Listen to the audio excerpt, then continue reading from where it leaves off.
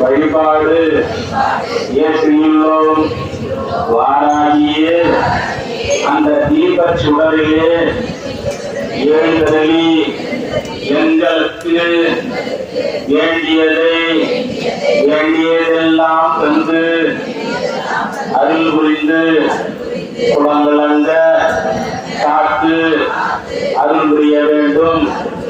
அம்மா வராகி தாயே. அப்படியே இப்ப நீங்க உட்காந்துருக்கீங்களா? இந்த அமரும் போது ஒரு பாட்டு பாடணும். அதனால இப்ப உட்கார்ந்ததுக்கு ஒரு பாட்டு பாடணும்.